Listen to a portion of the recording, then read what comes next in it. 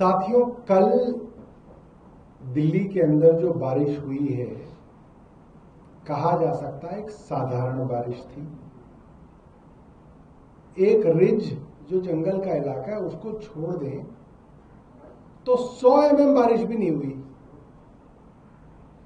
मुकाबले उसके जो 2024 के जून में 288 mm बारिश हुई थी, तो 1/3 बारिश भी कल नहीं हुई। और दिल्ली ने वो देखा जो दिल्ली ने कभी नहीं देखा था।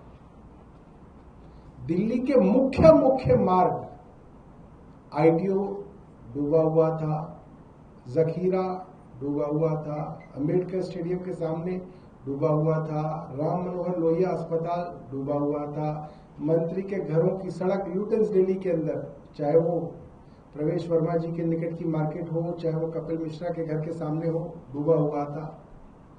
बाकी सब तो छोड़िए, दिल्ली का दिल कहलाने वाला कनॉट प्लेस डूबा हुआ था।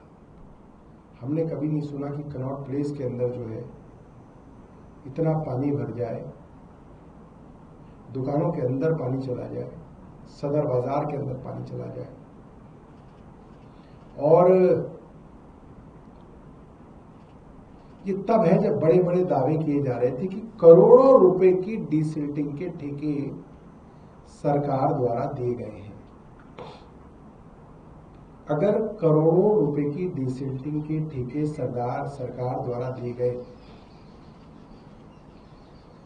एमसीडी में दिए गए, इरिगेशन फ्लड कंट्रोल में दिए गए, पीडब्ल्यूडी में दिए गए, डीडीए में दिए गए, एनडीएमसी में दिए गए, और उसके बावजूद भी दिल्ली पानी में डूब गई, तो इसका मतलब डीसिल्टिंग के नाम पर बड़ा और करोड़ों रुपए का भ्रष्टाचार हुआ है। इसके अंदर कोई दो राय नहीं बनती है। और जब सरकार रोज किसी भ्रष्टाचार की कथित जांच करा रही है, तो हम चाहेंगे कि सरकार इस डीसिल्टिंग के पूरे काम की जांच कराए। ये बेहद जरूरी है। जो कनॉट प्लेस कभी नहीं डूबता था, सरकार ने वहां पे ऐसा क्या किया? हमें जानकारी है कि कुछ गड़बड़ी वहां पे की गई है। सरकार के द्वारा ही कुछ ऐसा किया गया है जिसकी वजह से कल कनॉट प्लेस पानी में डूब गया। ये जो रिपब्लिक ऑफ मिंटो ब्रिज को बचाने की पूरी कोशिश चल रही थी, एक पूरी की पूरी जो है राज्य बना दे गया है मिंटो ब्रिज को। मिंटो ब्रिज की मुख्यमंत्री, मिंटो ब्रिज के मंत्री, मिंटो ब्रिज के एलजी सब मिंटो ब्रिज को बचाने में लगे हुए थे। उसके नतीजन आपने कनॉट प्लेस पूरा डुबो दिया। ये मैं आपको बता रहा हूं वो बात जो वहां के लोग कह रहे हैं। इसकी जांच होनी चाहिए कि कनॉट प्लेस क्यों डूबा, और करोड़ों रुपए, सैकड़ों करोड़ों रुपए जो डीसिल्टिंग के नाम पर जिनके ठेके दिए गए, उसकी जांच होनी जरूरी है। दूसरा, मैं सरकार से सवाल करना चाहूंगा, मुख्यमंत्री रेखा गुप्ता जी से मेरा सीधा सवाल है। दिल्ली उच्च न्यायालय ने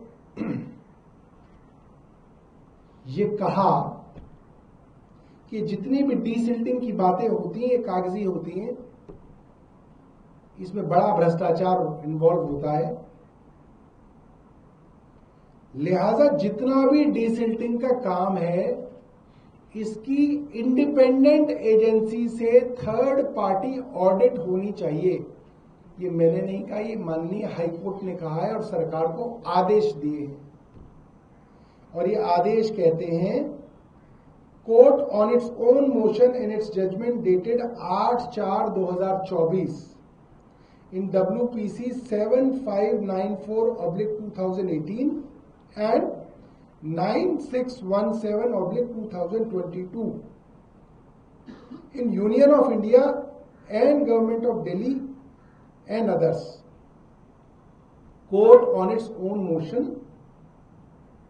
7594/2018, 9617/2022 माननीय हाई कोर्ट का आदेश है कि जितनी भी डीसिल्टिंग के काम होंगे चाहे वो पीडब्ल्यूडी कर रही हो, चाहे वो एमसीडी कर रही हो, उसका डीसिल्टिंग के कामों का इंडिपेंडेंट ऑडिट थर्ड पार्टी किसी इंडिपेंडेंट एजेंसी से कराना है। तो मैं मुख्यमंत्री रेखा गुप्ता जी से जानना चाहूंगा कि आपने अगर इसकी थर्ड पार्टी ऑडिट कराई है तो उसकी रिपोर्ट जो है अब वो सार्वजनिक करने का समय आ गया है, क्योंकि पानी तो भर गया सब जगह और डीसिल्टिंग के दावे फेल हो गए। तो कोर्ट के आदेश पे सरकार ये नहीं कह सकती हमने नहीं कराया। तो कोर्ट के आदेश पे ये हुआ होगा, इस थर्ड पार्टी ऑडिट की जो रिपोर्ट है वो सार्वजनिक सरकार कर दे, और ये जो डीसिल्टिंग के नाम पे बड़ा भ्रष्टाचार पूरी दिल्ली में हुआ है, जो दिख रहा है, इसकी जांच कराई जाए कि इसके अंदर कौन लोग जो हैं। अरे हमें तो पता चला था कि मुख्यमंत्री सिर्फ मिंटो ब्रिज की मंत्री है।